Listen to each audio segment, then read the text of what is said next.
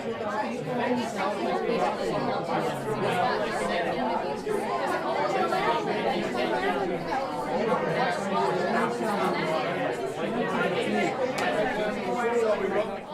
further ado, I just want to again introduce him as one of our favorite returning speakers.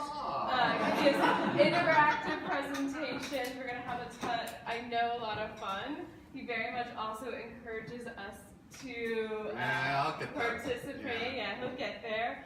Jack organizes LavaCon, which is coming up this October. It's a content strategy conference that one of our members here tonight is also presenting at. Keynoting. Yes, keynoting. So there's many reasons to go and enjoy it. I hope to go as well. And he's also president of Pro Spring Staffing, a recruiting agency, and very much obviously has a lot of skill. And I just can't wait to hear, as I told him, all of the advice and strategies that we're going to learn today. So without further ado, let's welcome Jack.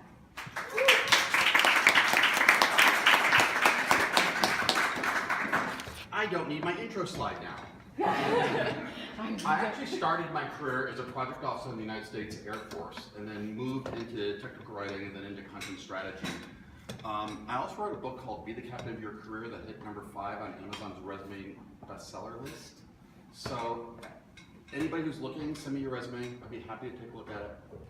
And then I produce a conference on content strategy that'll be in October. And at the end of the presentation, we're giving away a free copy of my book and a free entrance to the conference. So you just may get there somehow. I got a business card. So for those of you who have not heard me speak before, there are ground rules. One, this is not me talking at you for an hour. This is group participation. So not unlike how they throw sardines to trained seals when they perform, I brought rubber duckies. So if you ask questions, if you answer questions, you get a ducky. Any questions? It's gonna be a long night. Yeah. How many duckies do I get? You get 1 to start. I've got 50, so probably enough for 2 for everybody. Any other questions? I saw hands. Can I get a ducky? Absolutely. See how this works? A little slow on the, okay, you get the next one. All right. I've also heard it said that some cultures believe to attempt perfection is to anger the gods. So artists in those societies purposely leave a little imperfection in all the art they create. So if you find any typos in here tonight, just not angering the gods. All right. So I need to warn you that this presentation is based on a half-day workshop I do, and you're going to get it in 55 minutes. So we're going to start up slow, go real fast to the middle, and then do an exercise at the end. But we're going to send out the slides after the presentation, so you can catch up on anything we zoom through in the middle. All right. So this session is about soft skills. And by soft skills, I mean anything other than content strategy, content audits. So persistence could be a soft skill, all right? And we'll set the stage and go through that. We are going to touch on negotiation as a good part of the workshop, and we'll go into that. And finally, I just want to say, these are just lessons I've learned over 30 years of being in the business. So what works for you may not work for you, so try it. If it works, keep it. If it doesn't, throw it out the window and try something else. All right, so to do this session, I posted a survey on social media, Facebook, LinkedIn groups, asking content strategists, practicing content strategists, what skills they use in their day-to-day jobs that makes them successful as a content strategist. We received almost 100 different answers and then kind of whittled those down into groups, and then I'm going to show you the top 10 on the next slide. But before we do that, I want to see this room's top 10. So, someone name a soft skill that you use in your job. Listening. Oh, wait, who said it first? Incoming. Compassion. Okay, good. Compassion. Who said compassion? All right. Giving out candy. Giving out. Yes, there you go. Good. I use brownies. Wow. Yes. Collaboration. Absolutely, collaboration. Research. Research. Okay, can't throw that far. And now you. De-escalating tension. Oh, yes! That is so worth it. De-escalating tensions. All right. Yeah, conflict resolution. I once worked at a company where all the scientists were PhDs from different countries, and they all thought they were the right. So this job was more like United Nations, de-escalation than anything else. Anybody else want to add something? Yeah. Putting things very diplomatically. Putting things very diplomatically. We'll come back to that in a session. Yes. Creativity. Absolutely creativity. Yes. Was that? Empathy. Empathy. Don't you already have one? Facilitating. Oh, okay, good. Facilitating. Yep. Saying no in a nice way. Ah, you're married. All right. Yes, sir. Problem solving. Absolutely. All right, incoming. Good. All right, last one. Never send an email with all caps. Ever. Ever. And sleep on it before sending that angry reply to your boss. I did that more than once. Oops, did I just hit send? And then you say unsend, and they read it anyways. Well, why are you unsending this? I wouldn't have read it in the first place. Okay, here are the top 10 answers, and some of them you got, some of them they came up with things completely different. It's a little bit small to read in the back, but they will be in the slides. So let's go through them. Number 1, negotiation. And on the next slide, I'll give you some of the synonyms they use for that. Listening skills. Somebody said listening skills. Who was it? Okay, good. Empathy. We got empathy. Leadership. I don't think we hit leadership here. Vision, but curiosity and vision. Someone said creativity. That would count. Flexibility. Patience. I would have never thought patient because I am such a patient person. Self-awareness. Now we had to dive into that a little bit, and it was really know your strengths, know your team's strengths. My friend Bonnie Graham does a whole session called Managed by Personality Flaw. If you have a team member who's anal retentive, make them an editor, right? If you have a chatty Cathy, then make them the facilitator at a meeting. So, yeah. And then finally, relationship management. And I was tempted to put that in the negotiation slot, but that it's not necessarily bad relationship management. Someone talked about conflict resolution. Who was it? Or maybe that was me. No? You? Someone mentioned conflict resolution. How to say no. Yeah, and how to say no, but this could just be staying in touch with people. Maintaining those professional relationships, taking someone out to lunch and say, hey, this is what my team is doing. By the way, this is coming down the pipe. If you haven't heard about it, I'm giving it to you on a back channel, right? So it's just using all these skills and all the other ones that they've mentioned and that you mentioned in here. Yes? Can I suggest a meta conversation here? I think it's all about communication. Oh, that's a good point. The comment was, all these things have to do with communication. Yeah. Yeah. Good communication. Yeah, I would absolutely believe that. So then I should just have one bullet, communication. Okay, then I would have nothing to talk and about. then, you know, like, how does it show up, right? How Yeah. you manage relationships, how you negotiate, how patient you are, how you listen, how you empathize, you know, the demonstration of your curiosity, your vision, you know, how, you know, you demonstrate your It's worth another rubber duck. Hold on just a second. It's interesting because as we go through the rest of my slides, I just realized that we're going to hit a lot of these as things you do during a negotiation, like shut up and listen, find out what's important to them. Very good. Yes, sir. Yeah, with the listening skills, do you know any good workshops on that subject? I'm sorry, what? It's so often said, oh, you don't listen well, especially my wife says it, but, yeah, but then I also find there's very few actual training. It's something, you know, you're kind of on your own. Is that your experience, or do you know any? I do know a good, and it's going to surprise the heck out of you. Take an improv comedy workshop. Yes, I was going to suggest. One of the biggest problems is that if you're thinking about what you're going to say next, you're going to miss what your partner is saying. So you learn to just be there in the moment and listen to your partner. And oh my, you're going to have so much fun at well, unless you're an introvert, but we'll get you through that too. But yeah, improv workshops, just especially around here, there's got to be okay. Can I also add a book, How to Speak, How to Listen, by Mortimer Adler. Okay, will you get that and we'll include it in the notes Yes. when you send How to out? Speak, How to Listen, yeah. Okay, Yeah. good. And then your negotiating terrorists. Yeah, book. there's a book written by a former FBI hostage negotiator called Never Split the Christopher Cross. Difference. Yeah. Yeah. Everybody knows this book but me?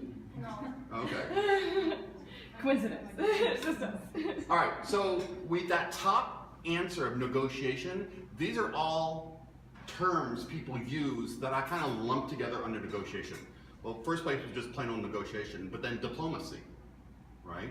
Comes with listening, comes with knowing your audience, conflict resolution, relationship building, finding common ground, right? Especially when you're in an organization that has content silos and you're trying to work together. And influence without authority. How do you get people to do things when you are not their direct senior can order them to do it? And then finally, managing project scope. Why did I lump that on this slide? Yes?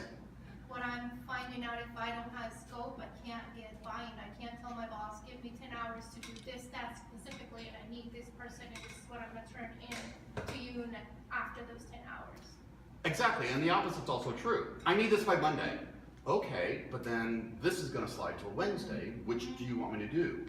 Right? So it's communicating that anybody here have a formal change management system for your customers? 1? Okay, 4. We did a project once. Before we moved into content strategy, we did outsourced technical writing projects.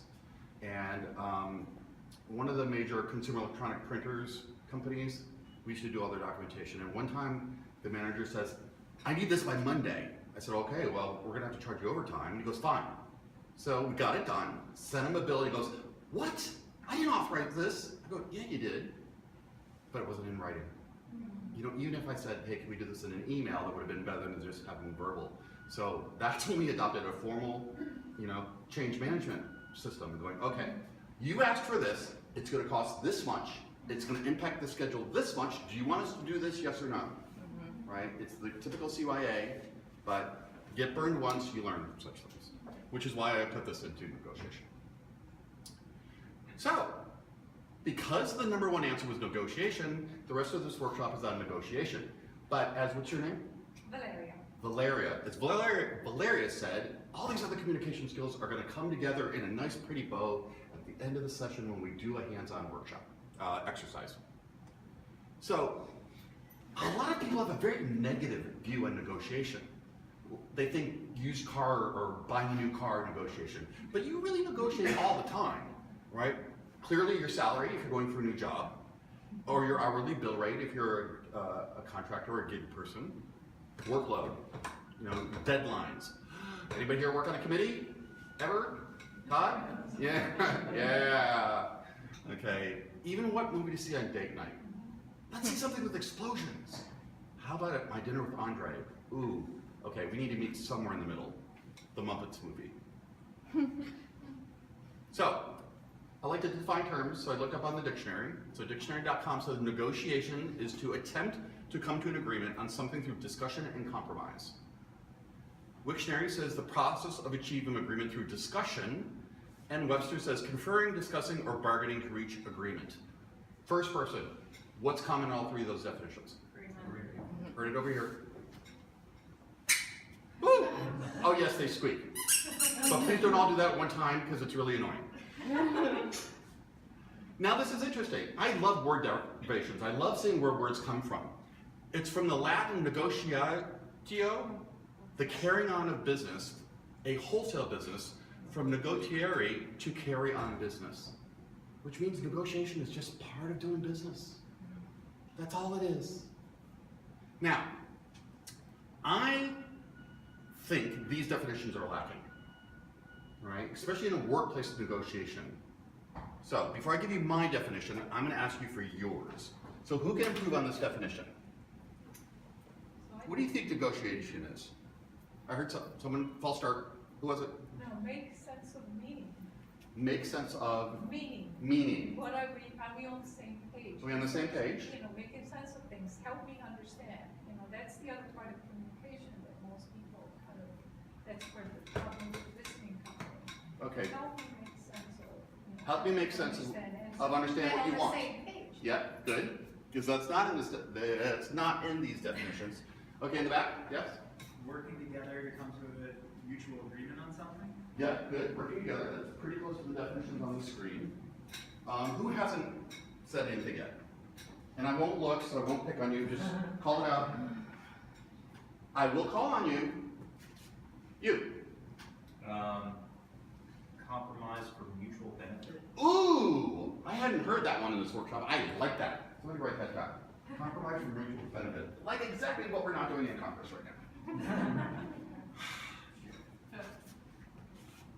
I'm gonna give you a hint before we move forward. What happens in negotiation? Oftentimes you're trying to get something, right? What's the other person trying to do? Get something too, right? So I came up with the definition: negotiation is the art of giving up as little of what you have in order to get what you want. Am I willing to give up a 5-minute commute for a $10,000 raise? Right? So as we go through this exercise, I happen to like my definition because it's, hey, my definition, right? But I think that's a valid definition, right? If they want you to work the weekend, okay, how much am I willing to give up my weekends, right? So what do you negotiate in workplace negotiation skills? Obviously your compensation, project scope, deadlines, resources, headcount, budget. Somebody over here said, yes, I can do this, but I need this headcount, and I need this amount of money, and I need this team. Was there a hand back there? No? You were just waiting at an auction, you were just, oh, okay. So, I'll have you know, a little hair flip at an auction, you would have just bought that painting. Now, for those of you who are looking for work and about to go into a job offer negotiation, these are just something you can negotiate other than your salary.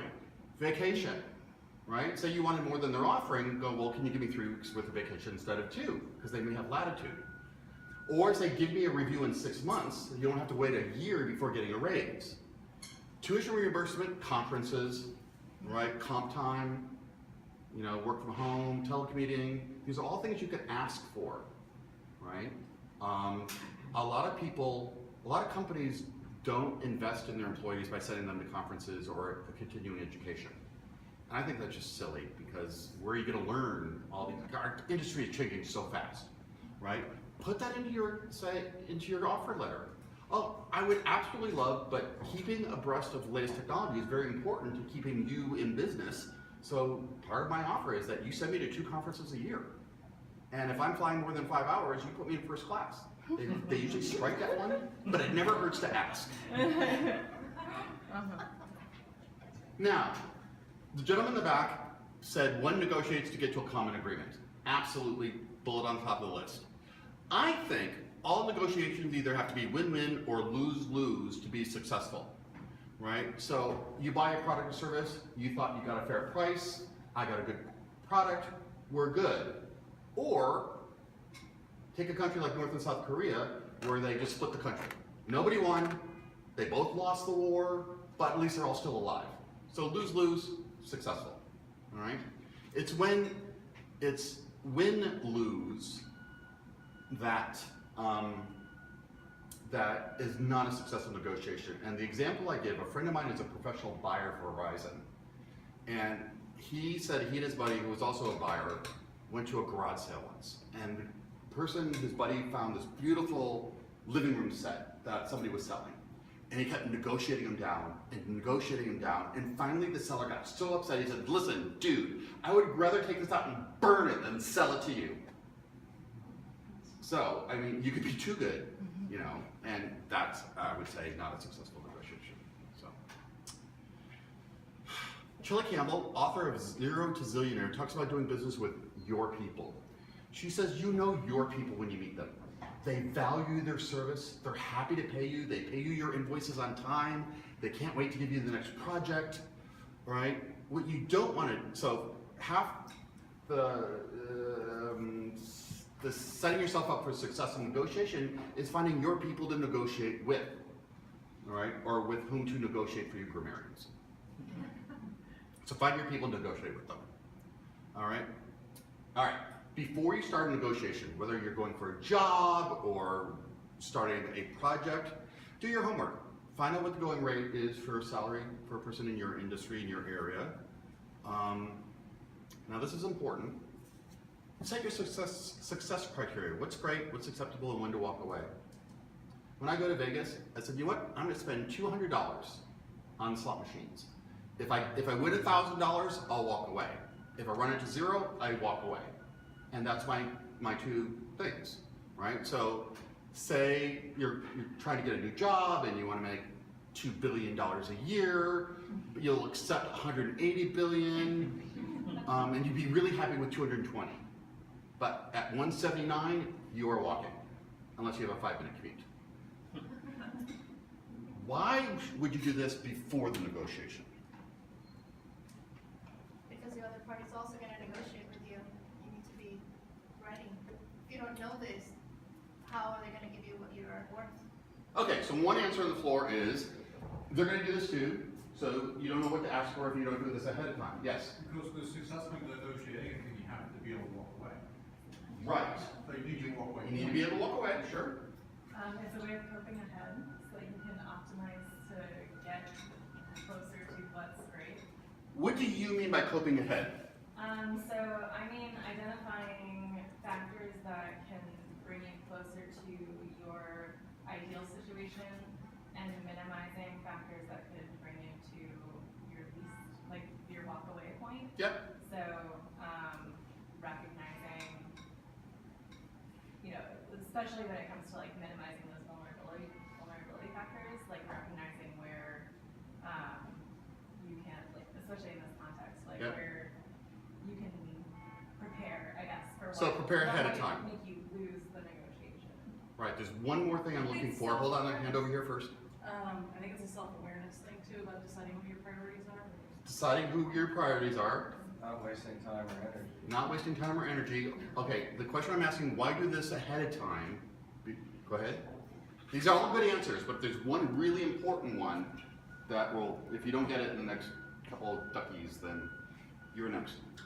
So that you don't let your emotions get the better. Ding, ding, ding, ding, ding, ding, ding, ding, ding, ding, ding. So you don't let your emotions get the better of you. Negotiations are scary. People get angry. People get afraid.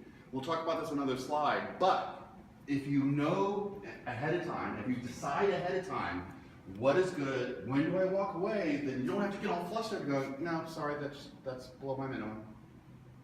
Good question. A lot of recruiting agencies nowadays Easy, are setting easy. the wage in advance. Yes. And so I guess there's a place, so you have to negotiate right then. And I guess what you do is you walk away, or?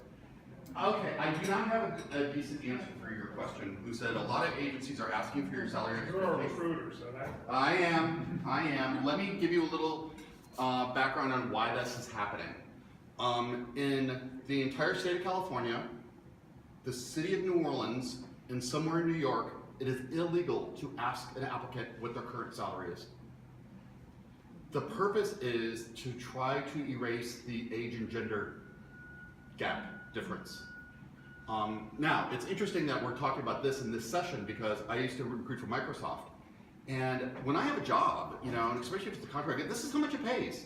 I don't care what your gender is, what your gender identification is, where you come from, this is what it pays, right? So I go, why is there a gender salary gap?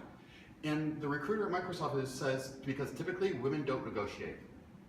Typically, women will accept whatever you offer them, where the men will ask for more.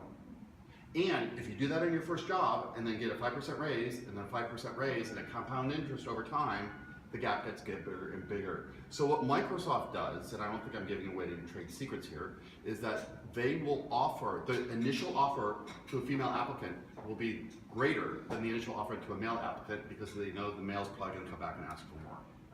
So they try to keep their salaries, so negotiate more. And Shelley, who I mentioned and whose book is at the end of this thing, does a webinar that I think you can download for free now, the recording of, going, Women Don't Negotiate, how to go about negotiating. And there's a whole bunch of social and cultural things in that we're not going to touch on tonight. Thank you, Jeff. You're welcome. Yeah. Oh, so that's why, you know. And truthfully, we've gone through the whole, you know, interview process, and come to find out that this is an entry-level position, and the person wants $80,000 a year. it pays 40,000. You know, so if you really want 80,000, it's not worth me bringing you in. So, but there's other things. Okay, at the start of negotiation, this is where we're gonna go really fast, and then we'll get to the exercise. Don't just start with numbers. Try to build some rapport first. I think that was you. You know, get to know the other person. Find out what's important to them and let them know what is important to you, and then try to come to an agreement. Has anyone ever seen people doing Tai Chi in the park on the weekends? Tai Chi is a very fluid martial art. So it mimics what would happen in a real confrontation, where someone comes at you and you absorb it, and then you come back at them, and it becomes more of a dance than a confrontation. And I really believe that negotiation is the same way. It's a dance. As a conference producer, I negotiate my hotel contracts 2 or 3 years out. And two things that I do is I sit down and go, this is what's important to me, what's important to you, all right? You know, and good, let's just put both of those in the agreement, right? When I want something out of the contract, go, this is why I want it out of the contract, because it doesn't make sense because, and they go, oh, I understand that viewpoint. Well, what if we change the wording to this? Okay, I can live with that. And I'll give you an example where that didn't work. As a tech writer, Disney wanted us to do some documentation on how to repair their rides. This is out in California. And in their contract with me, it says, as the writer of this document, I am solely responsible for the accuracy, and I indemnify and hold Disney harmless and will represent them in court if they are ever sued. And I went, what? No! It's the other way around. You hold me harmless and you represent me if you get sued. Excuse me. That was my deal breaker. Walked away. Yeah, no. Indemnification clauses are deal breakers. Okay, next. Opening offer. When possible, let the other side make the opening offer. Why? It's information. Yep. Well, first of all, you want to know where they're at. I mean, if their opening offer is, you know, first of all, they could offer you more than you were expecting. You wanted 80,000, and then they go, I'm sorry, the most we can pay you is 95. Okay. Or if they go 40, there's no, you know, you just don't, because there's such a gap. Because even clearly they don't value you if they wanted to lowball you that way. So it lets you know if the deal's even worth pursuing. Now, don't fall in the trap where they go, all right, well, we're a startup, we'll pay you nothing up front, but you'll make it up over time. Yeah, no. There will be times when you are forced to make the opening offer, right? And I have a rule of thumb. The better the interview went, the higher is my opening offer. Now, here's a trick.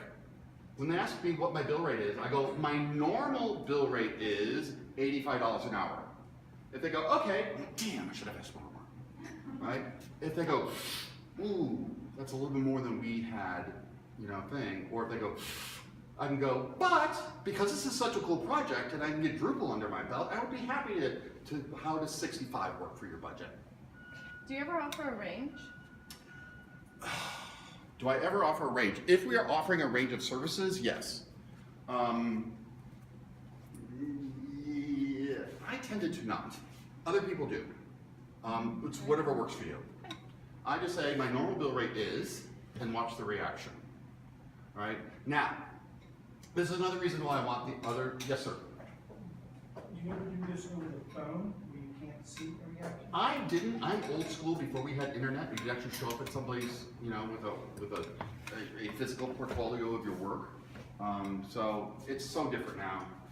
So there are other people far more qualified than I on how to do online hiring and negotiating. I'm talking about a rate. You know, you talk to somebody, you can't see that reaction if you're on the phone.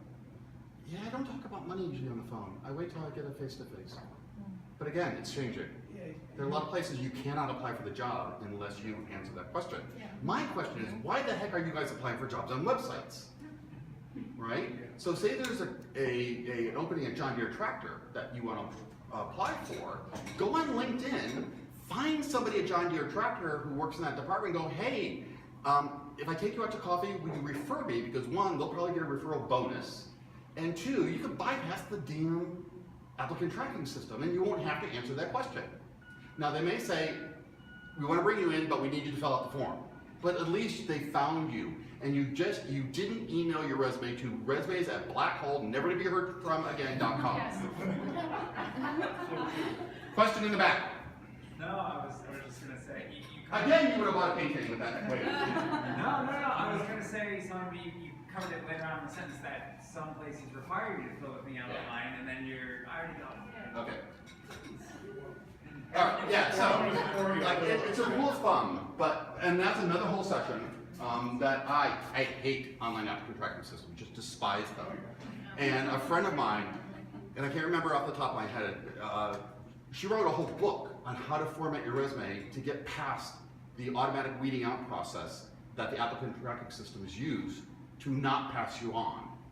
And just don't do that, just go through it in person. So the other thing I wanted to say, if you have to make an opening offer, it doesn't necessarily work against you. And this is a true story. So when we were doing work for this electronics company, and we've been working for them a while, and they came out with this new technology, and they wanted a really high-end, glossy promo with photos, and he wanted a bid. It's like 5 o'clock on a Friday, and I'm going, Tom, it's late, just tell me what your budget is, and I promise to bring it under budget. I'm thinking about $10,000. He goes, okay, but I don't want to spend more than $20,000 on this project. And I went, not a problem, we'll bring it in $19,500. There's another time, these are true stories, I was doing tech writing, company brought me in to do a project, and I'm going, yeah, we can do that, that's probably about 4 weeks at, $65 an hour. And they went, the most we can pay writers here is $50 an hour. I said, fine, 8 weeks at $50 an hour. And they went, okay. True story. They were, and part of the negotiation, remember I said, is find out what's important to the other person? What was important to them is not going over some arbitrary hourly bill rate, not the total cost of the project. Fine, I can work with that. So I did the project in 4 weeks, waited another 4 weeks, and then turned it in and billed them for 8. Okay, I talked about this, we talked about that. And there are times when they go, well, just tell us what your bill rate is, because we really don't know what to pay you. Well, truthfully, they've got a number in mind. Yeah. They know what they wanted to pay, so I never buy that. We don't know yet. Now, here's another thing. Perhaps the salary that you want is outside. Most companies have stated ranges for the jobs. Yeah. A junior strategist makes this to this.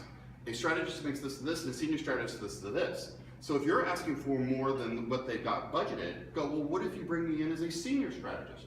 Oh, never thought of that. So now, you're not only negotiating your senior title, salary, but you're also your seniority in your title. I also have a customer who, it's a management position, but they call them team leads. So one of the things I first ask a candidate, I go, all right, I know this is a management, I know you have a manager title. Are you okay with taking the title team lead without it seeming like you're backsliding in your career? And some people are fine and some people aren't. But I ask. All right. Now, there are times when other people will object to your number, right?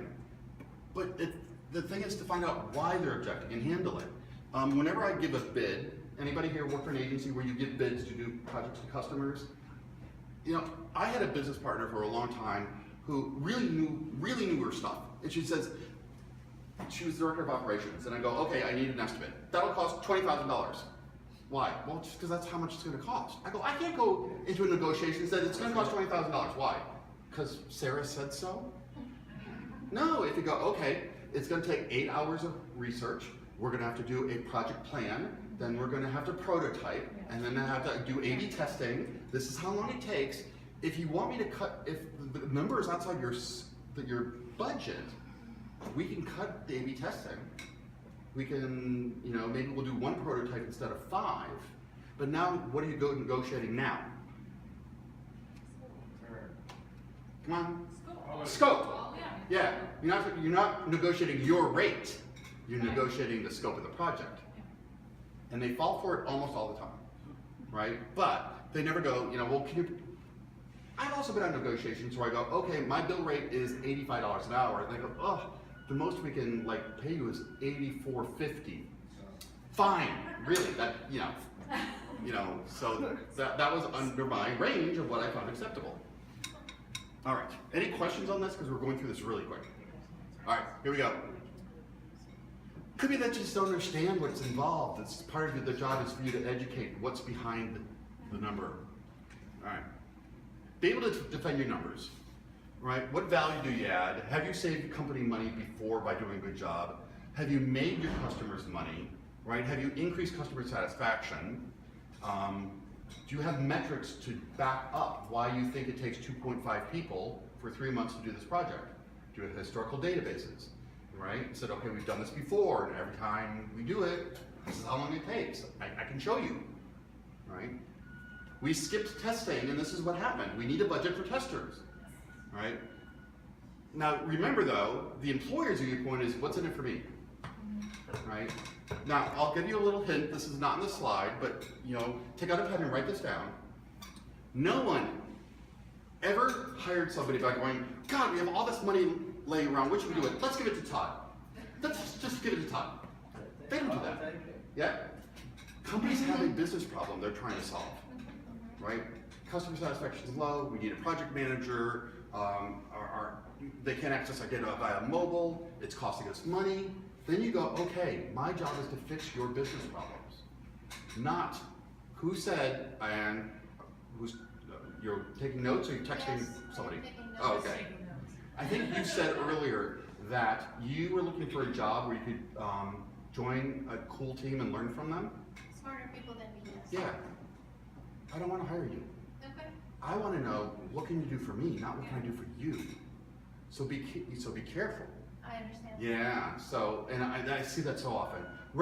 Objective. Find a company who will value me as an individual, where I can grow and thrive. No. Objective. A company who can use a content strategist to help you reduce costs and increase revenue. Oh yeah, that's the person there. Okay. So keep in mind what's in it for me. Them, not you. Okay. Again, be able to defend your numbers. Skip, skip, skip. How did you come up with the numbers? Skip. You can read this later. Skip. We already talked about scope. See, this is the problem with knowing my slides. Okay, good. A friend of mine, Bonnie Graham, did a whole session on how to create a database to track historical data. I have that database in a zip file and her session. If anybody wants it, email me afterwards, or I can include we'll throw it on the web and include a link. Remind me, because I won't. Another way to handle objections is to give them what they want. Again, they offer you 75, you want 75, they said 70-50, go fine. Okay, and I already talked about this. They asked for something unacceptable. Walk. Yes. So that thing you just said. Which one? About saying fine. Yes. So I'm a woman, and then I think of the implications of that. Okay, where are we going with this? I'm just like accepting whatever they give me. Because you're saying, oh, women don't negotiate, and then you say, oh, well, sometimes you can just not negotiate, and that's cool. So what do I do with that as a young woman starting out my career?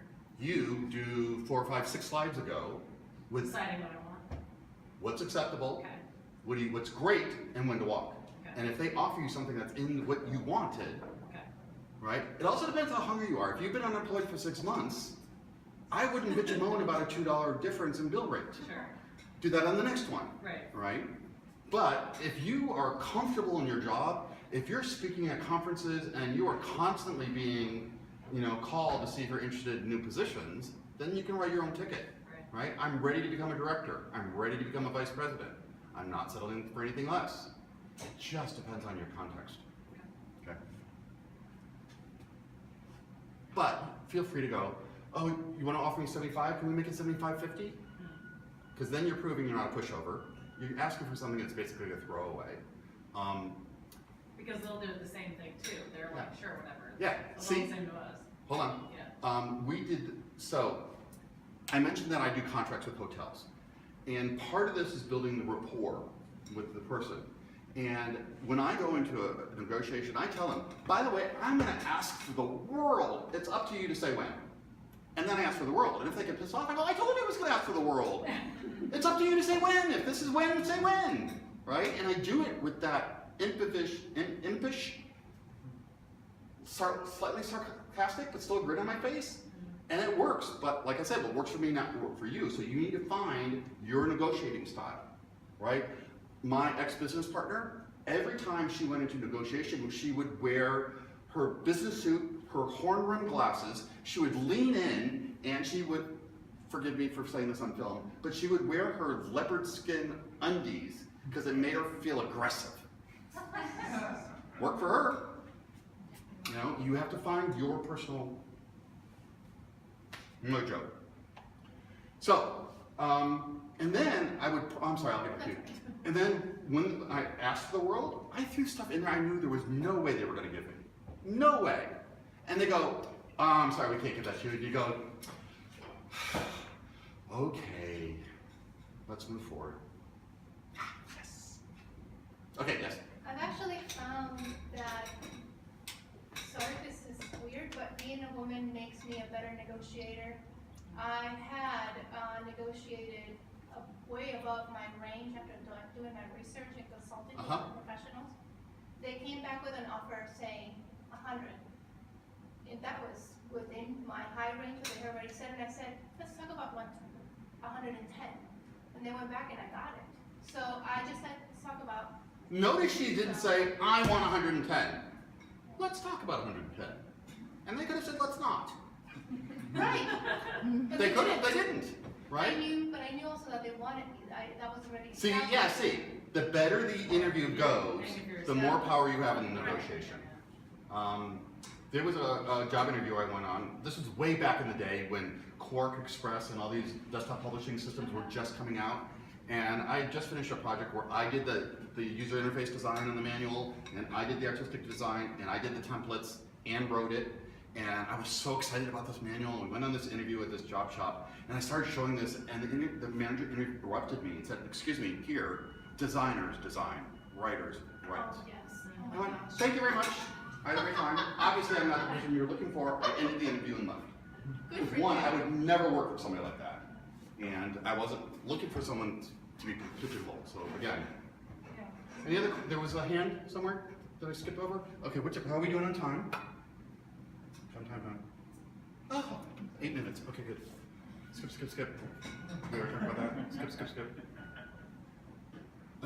Yeah, skip. You can read this later. Okay, a caution of bias. Many salespeople know that if you get so far down the negotiating road, you don't want to say no and walk away. And they count on that.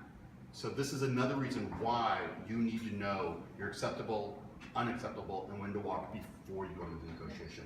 Because you're invested, they're invested, you know, you really don't want to walk away, but if you decided ahead of time, I'm just going to do it. Another slide that's in here, salespeople can purposely try to push your buttons, make you angry, lose focus. If you have to, stop, take a break, go outside. If you smoke, have a cigarette, relax, go back in with a clear head, or just walk away. Okay, skip. Okay, exercise time. So, everybody is pretty much sitting in pairs. 2, 2, and one in the person working behind you who can pull her into the exercise. Okay, so one of the 2 people raise your hand. Okay, those are the A's, hand up the A's. Okay. Wait, keep your hands up. We have to see that. Hands up until you get a sheet of paper. You get one. You can read it, but don't show it to your partner. Now, follow behind and get the other person there. Yeah, we both raise our hands at the same time. Okay, we're ready to go. Yeah, go. All right, it's your first. Oh, are you available? Sure. Are you guys partnered up? Anybody not have a partner? Okay, we may have even partners. All right. With the other ones? Yeah. Okay, read it, don't show it to your partner. Okay. Why don't you give our camera person a page each? Both? Yeah, one of each, and you can tell them what it says. Okay. Okay, does everybody have their papers? I returned to you. Okay, good, thank you. All right, look up here before we actually start. So to recap, identify what you need in this exercise, right? And give one him too. All right, decide what would be great, what would be acceptable, when to walk away. Right? When you start the thing, build some rapport, tell them why you're there, find out what's important to them, what's important to you, and use that data to handle objections, if any, right? And then negotiate an acceptable deal. We've got 8 minutes. Do it in 5. Go. The first question is, how many groups actually came to an agreement? How many people came to an agreement? How many people didn't come to an agreement? Oh my gosh, this is a new record. Okay, so let's start with the people who came to an agreement, real loud so everybody can hear. Who wants up here? Did you guys come to an agreement? No, we did not. Why? Just say what. We ran out of time. Yeah. Yeah, 5 minutes is a bit short, but I didn't want this to run too long. Came to an agreement. Okay, We very. came to an agreement. So what did you buy? What did you sell? So, I was looking to buy lawn care services, Okay. and Susanna was looking to. By the way, sell- everybody has the same exercise. Everyone was Yeah, looking to sell lawn care services. Yeah. And so I came in and I said, hi, I'm looking for twice a month lawn mowing. And she said, cool, we can totally help with that. And Good answer. Yeah, and so she also asked me what my other needs might be for my garden, and I was not prepared for that because it's not a real lawn. So she asked me if I had trees or if I, how I handle snow removal, stuff like that. Ooh. How I handle like the spring, whenever watering the flowers and whatever else, planting the stuff. And I, of course, hadn't thought about that. See, good but questions. we came to an agreement of $140 a month, twice a month mowing, and then whatever the seasonal thing is. Nice. Yep. So you upsold other services. Did. Yes, I did, plus possibly additional services for spring, Yeah. perhaps you have flowers. Excellent. Good job. Okay, who else did come to an agreement? All right, what did you guys come to? Well, for $200, I got twice a month lawn service, plus mosquito services, and he's gonna rake my lawn. Yes, good. Because I hate raking. Oh, by the way, I hate blank. You can charge so much more with the other person. Just make this go away. Oh, I shouldn't. Yeah, I didn't tell him that. Yeah. Okay, good. Anybody else? Okay, this is the congenial half of the room. This is the difficult half of the room. All right, so let's just get a couples to say why you hit an impasse. Well, I know yours, so you say yours first. Just wasn't my kind of person. It wasn't my person. And they're married. Here's the thing. I had a bottom line, and he had a bottom line, and then those two bottom lines just did not converge. Which is an excellent reason why the partner's friends. Yep. Good, next. Yeah, we had the same issue. As everybody knows, I was supposed to get as close to 100, as close to 100 as possible. And her first quote for me was 300. I shot high. Yeah, I see that. I just, it felt like from the get-go, I offered to throw in some rubber duckies. Yeah. But, well, what service can you provide, it just was too high. But the one thing she did say, and we talked about this, she said, well, I can give you some referrals. Oh, that's, So it's like, great, I can get somebody who's gonna give it to me at my price. yeah, sure. Good. Anybody else have a completely different reason why? Yes. So, the size of the yard was not stipulated. Oh, good point. So I asked women to test a 2-acre yard. We were talking, we were talking about, weed whacking and mulching and landscaping size, I said 600 a month. So you're thinking Midtown, and he's thinking out in the burbs. Well, I'm thinking like, a palatial estate. Yeah. 2 acres of Birds, landscaping. 2 acres of lot is not a palatial lot. Yeah. Now see, I made this exercise purposely vague to see if you would ask the right questions. Right? You could have easily said, our rates are $3 per square yard. How big is your yard? I mean, square yard, how big is the lawn? And then you could, you know, do the calculation that way. Okay. I will say that we were a successful group and we did talk about the size of my hypothetical lawn. And I said it was very small, which is why I didn't want to pay. There's also artificial turf. So, all you gotta do is hose it off. Right. Next time I won't even hire this. Todd tried to upsell me on other things like shrubberies and so on, so I don't have any of that. I live in Philadelphia, and I just like, you know, the little things in the cracks in the sidewalk. I want to weed whack those. Yeah. And also, it's really hot here, so like sometimes the grass doesn't even grow. So I tried to sell him I would pay him a contract for a length of time and give him money up front, like 25%. So that way he's kind of guaranteed, but he didn't want to go that way. Didn't go to the subscription model? He was trying to sell me on a drought year, but I'm like, it could be a monsoon season. And We call that risk management, yeah. I did a workshop once on this where the other person, I forgot. Somebody else talked about it. I'll think of it in a second. It was clever, whatever it was. In the back? So she worked for a nonprofit and told me that she knew of lawn care services that offered discounted rates for nonprofits. So I didn't know what to do because I did not want to go under 200. Yeah, which is fine. Oh, I remember what the other group did. They said, okay, I can meet your price if you ask your 3 other neighbors to also match that price, so I can do all 3 of your lawns in one trip. So you were trying to pitch that was already. Yeah, see? All right, any other impasses that are different, yeah? Ours were too far apart, I guess. I don't know. Yeah, so, yeah. We thought it was, 100 to 200, even meeting in the middle, like, 150 still felt like too much of a pull from either direction. Listen, if you only have $50 budgeted a month, you can't go higher, then you have to walk. This is what my budget is, I'm sorry. And really, it's not economically feasible for me to put gas in my car, drive over to your lawn to mow it for $50. I would lose money. So, you know what? Let me see if I can refer you to somebody local, yeah. But see, I think walking away is a good thing because it opens you to other possibilities. And I think knowing that walk away thing and being really clear is a good thing. Sometimes negotiation is just not the answer. Yeah. Is that? Yeah, I mean, like I said, the indemnity thing with Disney was just not negotiable. And I just said no.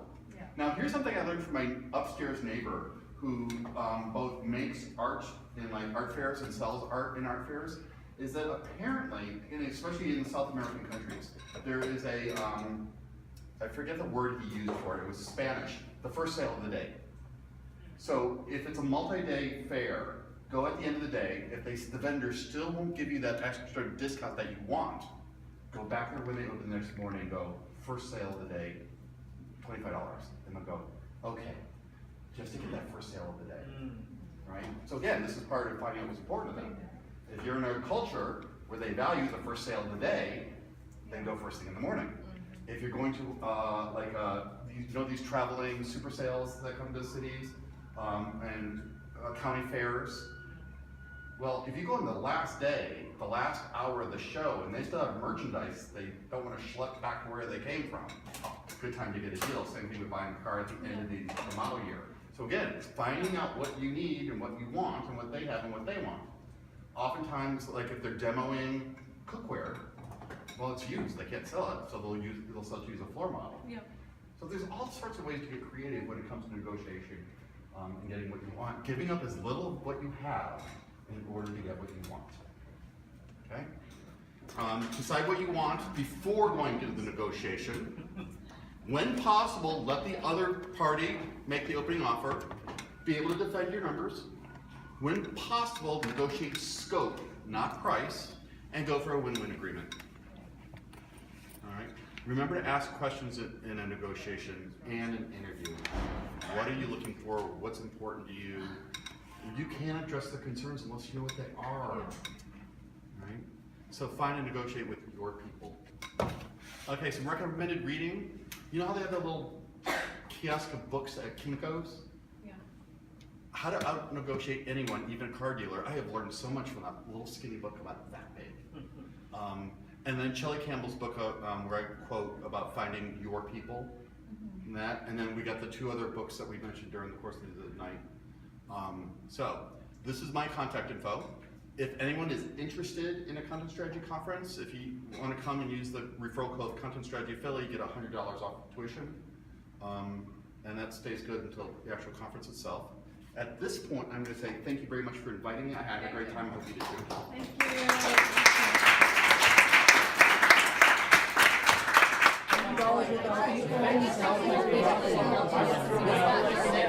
Thank you.